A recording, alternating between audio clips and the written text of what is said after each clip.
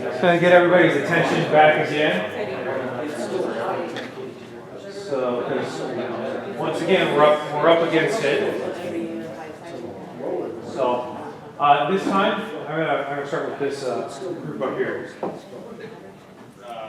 I'm not sure that we drew any exact conclusions. We had a good discussion, just kind of general trade-offs.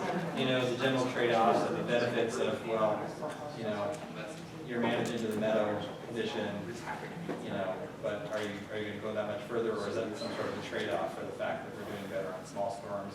We also talked a bit about the how this impacts redevelopments, if there are exceptions or things like that for redeveloping areas. What else did we cover other than just general discussion? That's about as far as we got. Okay. What do you guys call? Pretty much, we like to go to the 100-year meadow, pretty much. Yeah, I think it's good to mimic nature.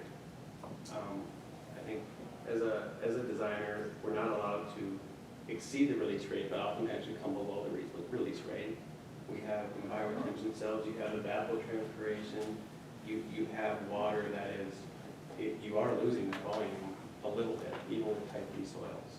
So I don't think it's necessary for a 100-year post to match a 5-year pre, whatever that pre is. I think the 100-year post should match the 5-year, or the 100-year meadow. And all the other storms that come with it, the 5-year, the 10-year, the 1.25-inch water quality event.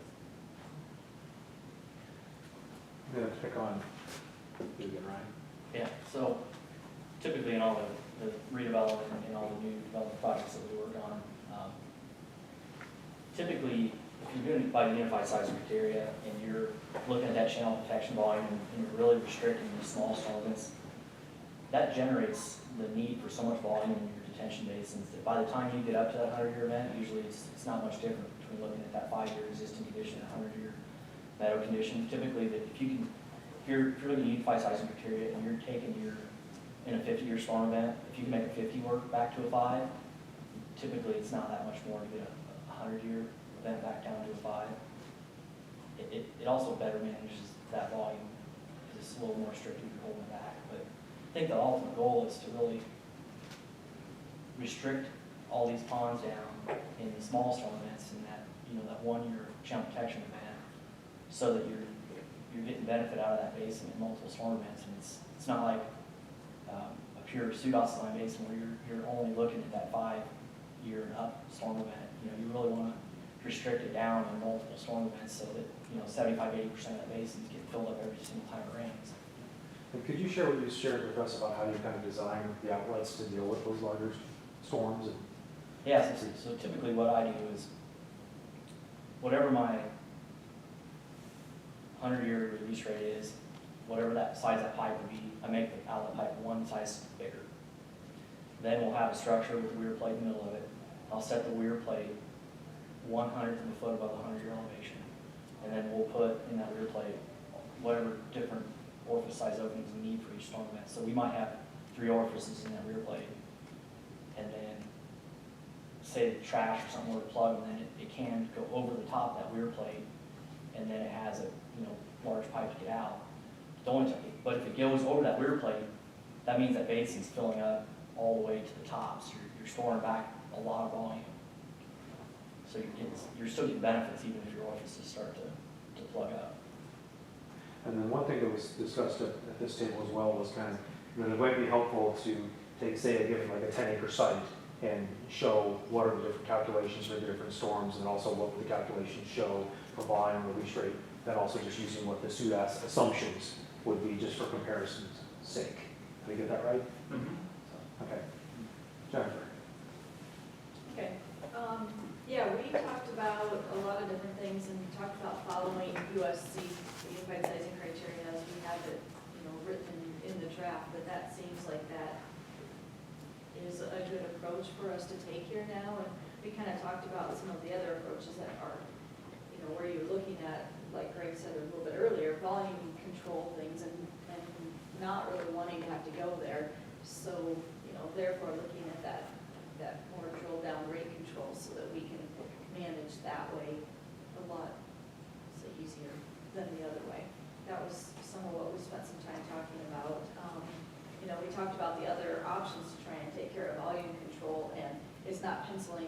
as far as financially, even when you're trying to do it on a project, if you're saying big cisterns to reuse for irrigation water, just with the cost of water here to buy, that's not a great plan.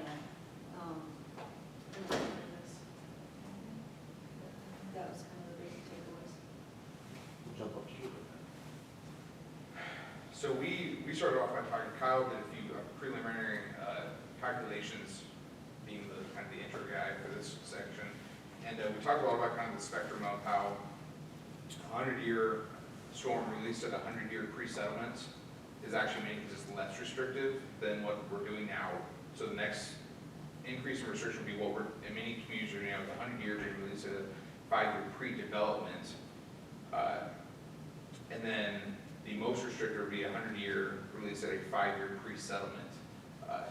And although there may be some, one of the things we ended with, although there may be some benefits to going from a 100-year release to a 100-year pre-settlement, a lot of our efforts in the metro right now are predicated in watersheds of how do we hold more water upstream, and if we're doing something at the end of the day releases more water in a large storm event, some questions about is that really achieving what we want to as a metro? If there's simply, these extreme floods are letting water come faster, or yes, than they are now. I mean, the peak flow from a 100-year pre-settlement is still lower than what a 100-year row crop is right now. But if we're going around all these watershed management authorities looking for regional basins or looking for upstream detention in general, and then we adopt something metro-wide that is less restrictive for detention, total detention, are we, although it's better than it is now, are we shooting ourselves in the foot with other efforts that we're going through in the metro to look for detention upstream? But that's just, I'm not saying one way or the other, it's just a statement on what we have to think about as we go forward to adopting whatever we adopt.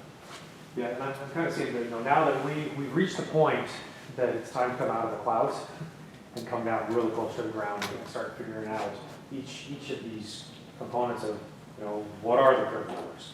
What is the release rate? And then some of the discussion that I heard is that instead of just talking about the numbers and rates and things like that, is some calculations to say, okay, well, what does that really mean? So that everybody can have an understanding and say, well, if I think this sounds good, well, what does it really mean? I need to look at the math and see how things pencil out. So I think that's kind of the work that I'm hearing that is ahead of us. One thing that I think would be very helpful is if there are things that you feel that you need to see that would help you, to let us know so that we can do that preparatory work.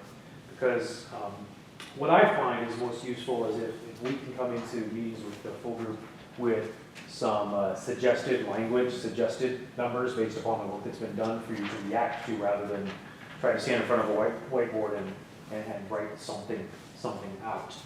So I think that's something we're definitely going to be asking for from all of you, so that if there are things that you say, hey, I want to see this kind of calculation on your example site, that's very helpful to that.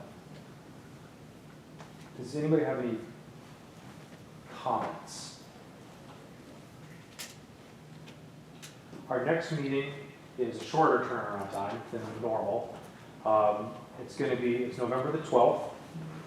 Back down in Southbridge. Could not get a room here. But then after that one, you get a good long break until I believe the 9th of December.